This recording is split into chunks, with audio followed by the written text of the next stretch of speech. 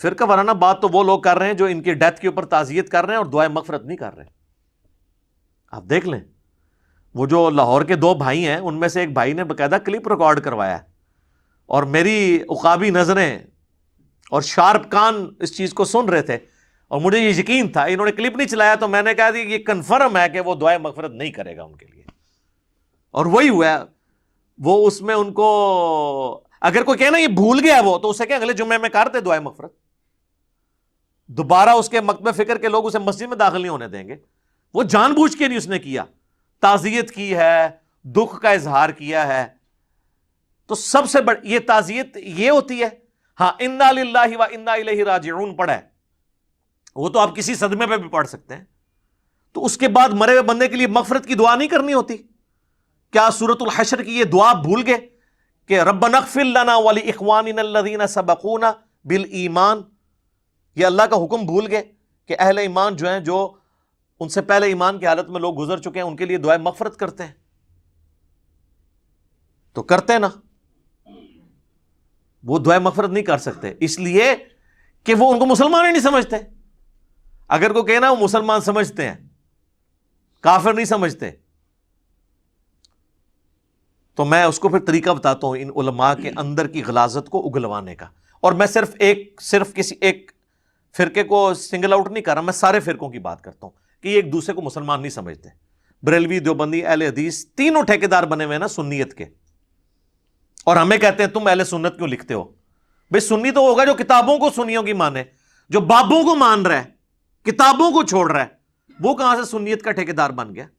مرنے سے پہلے اے مسلمان کر لے اس پہ غور, کتابوں کا خدا اور ہے, بابوں کا خدا اور.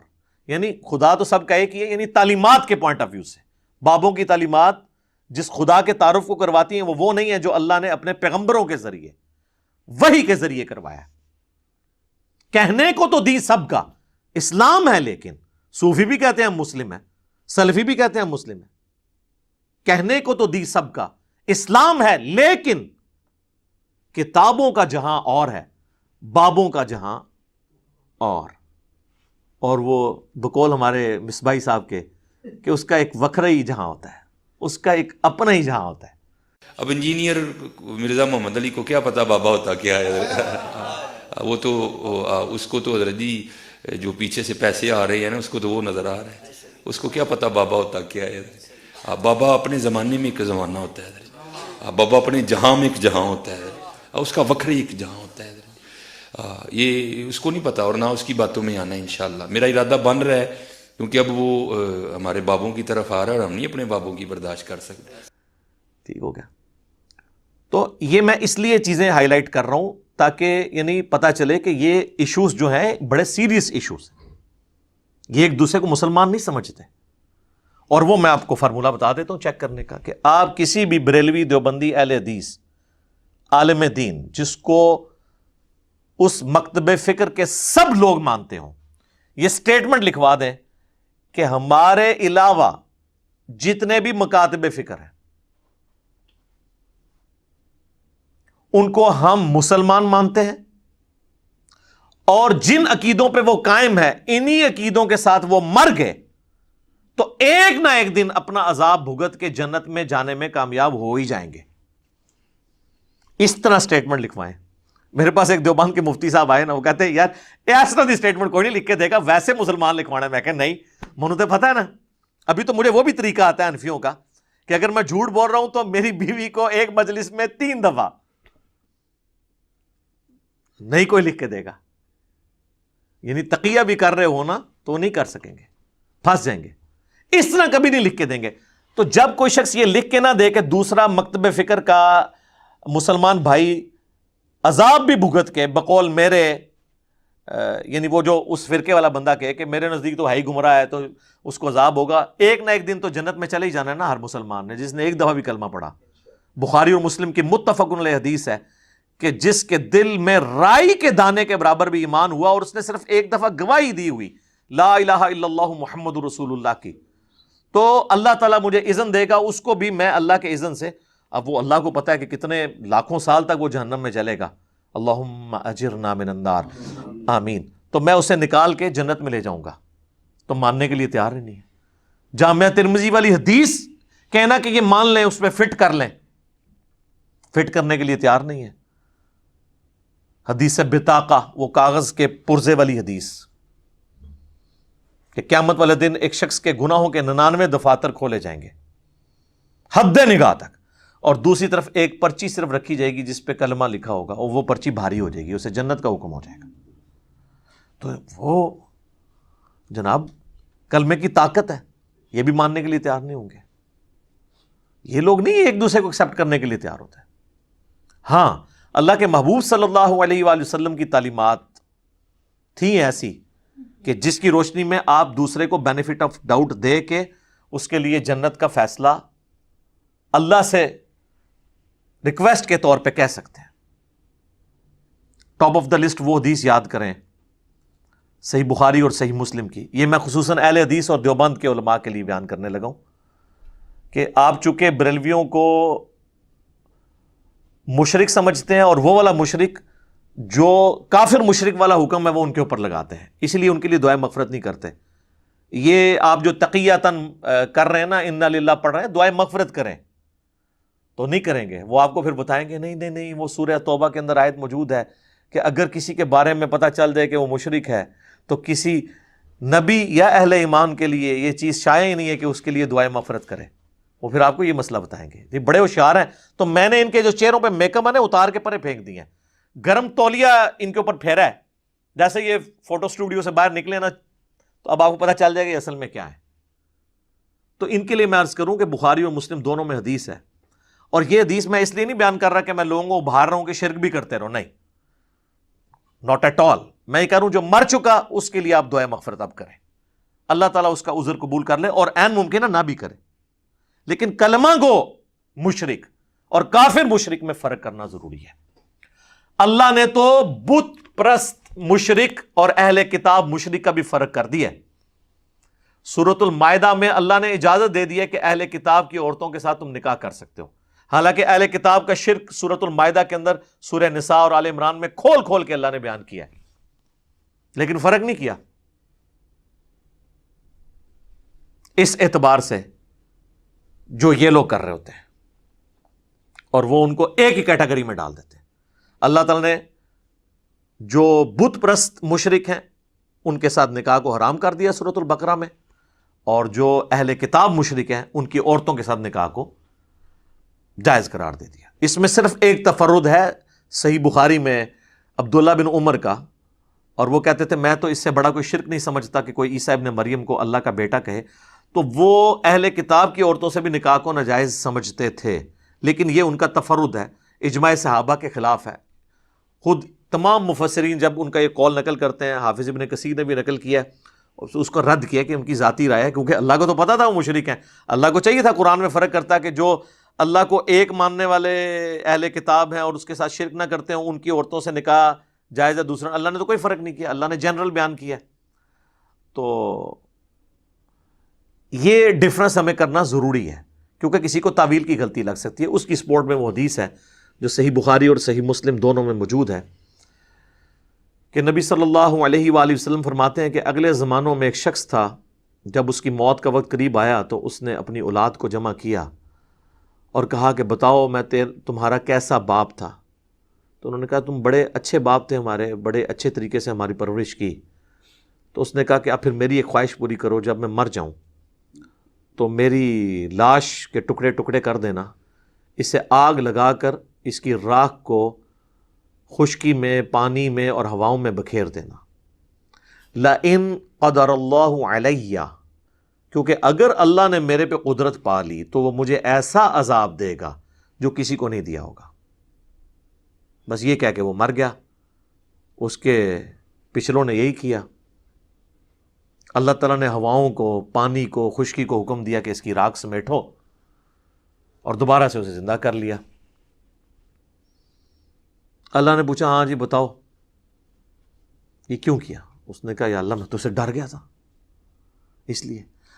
تو اللہ تعالیٰ نے فرمایا کیا تیرا یہ یقین تھا کہ تجھے مرنے کے بعد، حالانکہ اللہ کو تو پتہ ہے، کو پوچھنے والا ہے جس کو تو اکاؤنٹیبل ہے. اس نے کہا یا اللہ اسی لیے، یعنی اس کا یہ یقین تھا کہ مرنے کے بعد اللہ مجھے زندہ کر کے عذاب دے سکتا ہے، لیکن اس میں جزوی کفر یہ پایا جاتا تھا کہ اگر میری لاش کے ٹکڑے کر دیے گئے، اس کی راکھ بکھیر دی گئی، تو پھر اللہ نہیں زندہ کر سکے گا۔ یہ مطلقاً کفر نہیں تھا، جزیات میں کفر تھا۔ اور خود صحیح بخاری کے جتنے شارح ہیں مسلم شریف کے، انہوں نے لکھا ہے کہ وہ کفر کر کے مرا ہے۔ ابن حجر اسقلانی نے لکھا ہے فتح الباری کے اندر کہ جزوی کفر تھا، لیکن اللہ نے اس کی تعویل قبول کر لی۔ اللہ نے کہا واقعی یہ تیرا یقین تھا؟ اس نے کہا تو جا تجھے بخش دیا، باوجود اس کے کہ جزوی کفر تھا۔ آج اگر کوئی کہے کہ کسی کی لاش اگر آگ لگا دی جائے تو اللہ تعالیٰ اسے زندہ کرنے پہ قادر نہیں ہے، تو یہ کیا ہے؟ عقیدہ کفر ہے۔ تو یہ تو تھا اس کے اندر، اور بخاری مسلم دونوں میں حدیث ہے، اور مشکات میں دوسری جلد میں اللہ کی رحمت والے بیان کے اندر یہ حدیث موجود ہے۔ تو کفر والے کی بخشش کس طرح ہو گئی؟ اس لیے کہ اس کا جزوی کفر تھا۔ اگر کلی ہوتا ناٹ ایٹ آل۔ تو اس طریقے سے اگر کسی کو غلطی کو لگ گئی ہے، ہم اس کی اصلاح کی کوشش ضرور کریں گے، دعوت پہنچائیں گے۔ ونس جب دنیا سے چلا گیا تو اس کے لیے دعائے مغفرت کریں، وہ مسلمان تھا۔ اور جس کو آپ کافر نہیں کہہ رہے نا، وہ مسلمان ہی ہے، چاہے وہ کلمہ گو مشرک ہے، وہ بدعتی ہے، آپ کوئی بھی اس کا نام بد مذہب کہہ کے نام رکھ لیں، ٹھیک ہے، اور اپنی ڈاکٹرن میں اسے آپ گستاخ رسول بھی کہتے ہیں۔ یہاں تو یعنی جس کے عقیدے دوسرے سے میچ نہ کر رہے ہیں وہ خام خواہ اسے گستاخ رسول بھی کہتا ہے، چاہے وہ بیچارہ نماز بھی پڑھتا ہو، نبی علیہ السلام سے عقیدت بھی رکھتا ہو۔ کوئی بھی کلمہ کو گستاخ رسول ہو سکتا ہے جان بوجھ کے۔ تعویل کی غلطی کسی کو لگ سکتی ہے، آپ اس کو ہائی لائٹ کریں، بس دیٹس آل۔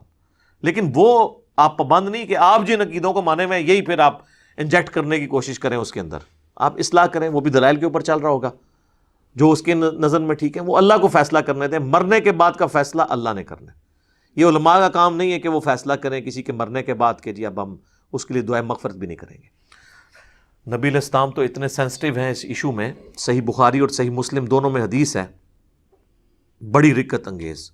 اسامہ ابن زید جو نبی علیہ السلام کے لاڈلے ترین صحابی تھے، کیونکہ زید ابن حارثہ کے وہ بیٹے تھے، صحیح بخاری میں آتا ہے کہ گود میں ایک طرف زانوں پہ سیدنا حسن ابن علی کو نبی صلی اللہ علیہ وآلہ وسلم بٹھاتے تھے، اور دوسری طرف اسامہ ابن زید کو۔ اور بخاری اور مسلم میں یہ بھی احادیث موجود ہیں کہ بڑے سے بڑا صحابی نبی علیہ السلام جب جلال میں ہوتے تھے، غصے کی حالت میں، کچھ سفارش نہیں کر سکتا تھا تو اسامہ ابن زید کو بھیجا جاتا تھا کہ اس پہ حضور غصہ نہیں کھائیں گے۔ وہ جب فاطمہ نامی عورت کی چوری کا مقدمہ آیا تھا، اس میں بھی اسامہ ابن زید کو بھیجا گیا تھا۔ اتنا لاڈلا صحابی، حتیٰ کہ آپ نے اپنی وفات کے وقت جو لشکر اسامہ بھیجا ہے، بڑے بڑے صحابہ کو ان کے انڈر لگایا ہے۔ ان کی عمر صرف 15 سال تھی اسامہ ابن زید کی، بمشکل۔ اور کچھ اصحاب نے تان کیا تو بخاری مسلم میں ہے کہ آپ بیماری کے عالم میں ممبر کے اوپر آئے، آپ فرمایا اس سے پہلے تم اس کے باپ کے اوپر بھی تان کرتے تھے، اور مجھے اس سب لوگوں سے بڑھ کر محبوب ہے۔ اسی لیے سیدنا ابوبکر نے خلیفہ بنتے ہی پہلا کام یہ کیا کہ لشکر اسامہ کو روانہ کیا، حالانکہ حضرت عمر نے پھر مشورہ دیا۔ بڑے جلالی انداز میں حضرت عمر کو حضرت ابوبکر نے ڈانٹا کہ تم اس شخص کے بارے میں کہہ رہے ہو کہ اسے میں اس عمارت سے ہٹا دوں جس کو اللہ کے نبی نے مقرر کیا ہے، تیری ماں تجھے روئے عمر۔ یہ الفاظ ہیں، یہ عرب کا محاورہ تھا، غصے میں بولا جاتا تھا۔ تو بھیج دیا، اور وہ اسامہ ہے، اور بخاری اور مسلم کے الفاظ ہیں، اسامہ ابن زید ایک جنگ کے دوران ایک کافر کے ساتھ جب لڑائی ہوئی، وہ ان کی تلوار کے نیچے آیا تو اس نے کلمہ پڑھ دیا، اشہد ان لا الہ الا اللہ واشہد ان محمدا عبدہ ورسولہ۔ حضرت اسامہ نے پھر بھی اسے قتل کر دیا، لیکن بعد میں ضمیر ان کو ملامت کرتا رہا۔ انہوں نے یہ تعویل کی کہ یہ ڈر کی وجہ سے کر رہا ہے، تو پھر حضور سے آ کے خود ہی بتایا کہ یا رسول اللہ اس طرح میرے سے ہو گیا، کیونکہ اندر گلٹ تو تھا۔ تو اللہ کے نبی صلی اللہ علیہ وآلہ وسلم نے فرمایا کہ اے اسامہ، جب اس نے کلمہ پڑھ لیا تھا تو نے اسے کیوں قتل کیا؟ تو ان کا یا رسول اللہ اس نے ڈر کے کلمہ پڑھا تھا۔ اللہ پر آپ فرمایا تو نے اس کا دل چیر لیا تھا۔ پھر آپ نے کہا اسامہ تو کیا کرے گا جب قیامت والے دن وہ کلمہ پڑھتا ہوا اللہ کے حضور تیرے خلاف مقدمہ قائم کر دے گا، اور آپ یہ جملہ ریپیٹ کرتے رہے، اسامہ تو کیا کرے گا، اسامہ تو کیا کرے گا، اسامہ تو کیا کرے گا، یہ جملہ آپ اتنی دفعہ ریپیٹ کرتے رہے کہ حضرت اسامہ کہتے ہیں میرے دل میں یہ خواہش پیدا ہوئی کہ آج سے پہلے میں کافر ہوتا اور آج ہی کلمہ پڑھ کے مسلمان ہوتا، یہ گناہ تو میرا دھل جاتا۔ اور آپ علیہ السلام نے یعنی اعلان برات کر دیا۔ یہ ہے اللہ کے محبوب صلی اللہ علیہ وآلہ وسلم کی اپروچ، کہ ایک بندہ جو یقیناً ہم بھی یہی سمجھتے ہیں کہ موت کے ڈر سے اس نے کلمہ پڑھا ہے، تب بھی بینیفٹ آف ڈاؤٹ دیا جا رہا ہے۔ اور یہاں پہ کوئی شخص آ کے کلمہ پڑھ کے بھی کہے کہ بھئی میں نے یہ غلطی نہیں کی، میرا یہ مطلب نہیں تھا، کسی نے کوئی 295C کے اوپر بات کر دیا اور وہ بھی کہہ رہا ہے کہ یار میرا کہنے کا مطلب یہ نہیں تھا، یہ تھا، ماننے کے لیے تیار ہی نہیں، کہتے چک دو۔ اور یہ چک دے بھی صرف نے غریب بندے نو، جتنے بڑے سٹیٹس کے لوگ ہیں نا ان سے کہتے ہیں ہم ان سے مطالبہ کرتے ہیں اپنا بیان واپس لیں، ادھر نہیں کہنا چک دیو کیونکہ آپ چکے جاندے نے۔ اور کوئی غریب آدمی کر دے انہوں کہتے ہیں نہیں جی چک دیو، پیچھے سنبھال لیں گے۔ تو یہ آپ ذرا فرق بھی دیکھیں دونوں جگہ کیا ہوتا ہے، امیر کی اپروچ کے ساتھ اور غریب۔ اور اللہ کے فضل سے آج تک کسی عالم دین کا بیٹا کسی گستاخ کو مار کے غازی نہیں بنا، اور اس سے بڑی بات الحمدللہ آج تک کوئی عالم دین خود بھی غازی نہیں بنا، لوگوں کے بچوں کو غازی بنواتے ہیں، کیونکہ انہوں نے تو پیچھے رہنا ہوتا ہے پھر۔ تو یہ تلخ حقائق ہیں، یعنی اس سے آپ صرف نظر نہیں کر سکتے۔ تو میں آپ کو بتا رہا ہوں کہ ایٹیچیوڈ کیا تھا نبی صلی اللہ علیہ وآلہ وسلم کا۔ اس کے بعد آپ کی تربیت کا اثر آپ دیکھ لیں، صحیح بخاری کے اندر عبداللہ بن عمر کا قول موجود ہے کہ عبداللہ بن عمر رضی اللہ تعالیٰ عنہ خوارج کو بدترین مخلوق شمار کرتے تھے، کیونکہ وہ کافروں والی آیات مسلمانوں پر یعنی صحابہ پر لگاتے تھے۔ پچھلے دنوں میری اس کے اوپر ویڈیو بھی ریکارڈ ہوئی ہے خوارج کے اوپر۔ لیکن دوسری طرف ٹالرنس کا یہ لیول تھا کہ سنن الکبریٰ البیہقی میں صحیح سند کے ساتھ موجود ہے کہ عبداللہ بن عمر، وہی عبداللہ بن عمر جو ان کو بدترین مخلوق سمجھتے تھے، وہ ان کے سلام کا جواب بھی، خوارج کے سلام کا جواب بھی دیتے تھے اور ان کی اذان کا جواب بھی دیتے تھے، یعنی نماز بھی ان کے پیچھے پڑھنے کے قائل تھے۔ اور وہ فرمایا کرتے تھے کہ جب تک خوارج کی مساجد سے حی علی الصلاۃ حی علی الفلاح کی آواز آئے گی، ہم ان کے اذان کا بھی جواب دیں گے، ان کے سلام کا بھی جواب دیں گے، اور جب یہ ہمیں کہیں گے کہ ہم اپنے مسلمان بھائیوں کو قتل کریں پھر ہم ان سے الگ ہو جائیں گے، اس میں ہم ان کا ساتھ نہیں دیں گے۔ یہ ہے ایٹیچیوڈ کا فرق۔ اس سے بھی بڑھ کر مولا علی رضی اللہ تعالیٰ عنہ علیہ السلام، المصنف ابن ابی شیبہ میں آتا ہے مولا علی کو کتنا دکھ پہنچا خوارج کی وجہ سے، یعنی ان کی جمعیت کمزور ہوئی، ورنہ جنگ صفین میں فیصلہ ہو جانا تھا اور دوبارہ سے خلافت راشدہ اس ڈگر پہ چل پڑتی۔ لیکن پھر بھی خوارج حضرت علی کو کافر بھی ڈکلیئر کر رہے ہیں۔ پورا مناظرہ سنن نسائی الکبریٰ کے اندر موجود ہے خوارج کے ساتھ، عبداللہ بن عباس کو جو مولا علی نے بھیجا تھا۔ اس کے باوجود سیدنا علی سے جب پوچھا گیا کہ خوارج کیا کافر ہیں، انہوں نے کہا کافر تو نہیں ہے، بلکہ وہ تو اپنے زوم میں کفر ہی سے تو بھاگے ہیں، کفر و شرک سے، وہ یہ سمجھ رہے ہیں کہ میں کافر ہو گیا ہوں اس لیے مجھے چھوڑ گئے۔ تو پوچھا گیا پھر منافق ہے؟ ان کا منافق تو نہیں ہے، کیونکہ قرآن تو کہتا ہے کہ منافق تو اللہ کا ذکر نہیں کرتے ہیں مگر بڑا قلیل، بوجھل دل کے ساتھ، تو یہ تو بڑی بڑی لمبی نمازیں پڑھتے ہیں۔ تو ان کا پھر اگر کافر بھی نہیں منافق بھی نہیں تو تیسری کیٹیگری تو مسلمانوں کی بچتی ہے نا۔ تو ان کا پھر یہ کیا ہے؟ انہوں نے کہا یہ ایک قوم ہے جنہوں نے ہم سے بغاوت کی ہے، یعنی ہم میں سے نکلی ہوئی ایک قوم ہے، بغاوت کی ہے۔ سیدنا علی جو ڈائریکٹ افیکٹی تھے، انہوں نے خوارج کو نہ کافر کہا، نہ مشرک کہا، نہ منافق کہا، بلکہ کہا ایک باغی قوم ہے۔ اور اسی پہ میرا یہ موقف ہے کہ انہوں نے ان کو مسلمان کے طور پہ ٹریٹ کیا ہے، کیونکہ اسلام میں 3 ہی کیٹیگریز ہیں سورۃ البقرہ کے شروع میں، یا انسان کافر ہوگا، یا مشرک ہوگا، اسی کیٹیگری میں کافر و مشرک، دوسری کیٹیگری منافق، اور تیسری مسلم ہے، چوتھی تو کوئی کیٹیگری نہیں۔ اور جب مولا علی کہہ رہے ہیں نا وہ کافر و مشرک بھی نہیں منافق بھی نہیں، تو ظاہر ہے ان کو مسلمان ہی سمجھ رہے ہیں۔ تو یہ ایٹیچیوڈ تھا خلفائے راشدین کا، جن کی پیروی کا ہمیں حکم ہے۔ علیکم بسنتی و سنت الخلفاء الراشدین المہدیین. اسی طریقے سے آپ دیکھ لیں صحیح بخاری میں 695 نمبر حدیث ہے جس کے اوپر باب کی ہیڈنگ میں امام بخاری نے باب باندھا ہے باغی اور بدعتی کے پیچھے نماز کا حکم. اور حسن بصری کا قول لے کر آئے ہیں کہ بدعتی کے پیچھے نماز پڑھ لو، اس کی بدعت کا وبال اسی پر ہوگا. اور پھر حدیث لے کے آئے کہ جب سیدنا عثمان خلیفہ راشد کو محصور کر دیا گیا ان کے اپنے گھر کے اندر، وہ مسجد میں جا کے نماز بھی نہیں پڑھ سکتے تھے، تو کچھ اصحاب حاضر ہوئے اور انہوں نے عرض کیا کہ مسجد میں باغیوں کا قبضہ ہے، جو بلوائی ہیں، بلوا کرنے والے، موب، اور ہمارے امام تو آپ ہیں اور فتنے کا امام مسجد میں نماز پڑھا رہا ہے، ہمیں خطرہ ہے ہم گناہ میں نہ مبتلا ہو جائیں اس کے پیچھے نماز پڑھ کے، آپ ہمیں کیا حکم دیتے ہیں؟ تو انہوں نے کہا کہ نیکی کے کاموں میں ان کا ساتھ دو، مسلمانوں میں نماز ہی تو ایک نیکی کا کام ہے، اس میں ان کا ساتھ دو اور برائی میں ان سے الگ رہو. یعنی سیدنا عثمان کی خلافت جن کی وجہ سے سٹیک پہ لگی ہوئی اور ان کی جان بھی سٹیک پہ لگی ہوئی، ان کے بارے میں بھی ان کا یہ ذہن ہے کہ وہ کہتے ہیں نہیں نماز ان کے پیچھے پڑھو. اچھا، اس سے یہ بھی پتہ چل گیا کہ حضرت عثمان اپنے وہ جو بلوائی تھے ان کو کافر اور منافق نہیں سمجھتے تھے، مسلمان ہی سمجھتے تھے. یہ کہتے ہیں نا وہ جو کوئی ایک یہودی پارٹی تھی جس نے حملہ کر دیا تھا، ٹھیک ہے، صرف آل امیہ کو بچانے کے لیے عبداللہ ابن سبا کا ڈھونگرے چاہتے ہیں. عبداللہ بن سبا کا جو کریکٹر ہے وہ بعد میں آیا جسے مولا علی نے قتل کروایا، تو پھر یہ بات اور طرف چلی جائے گی. تو میں ایک ضمناً چیز عرض کر رہا ہوں کہ سیدنا عثمان کا ایٹیچیوڈ کیا تھا کہ انہوں نے ٹالریٹ کیا اپنے مخالفین کے بارے میں بھی.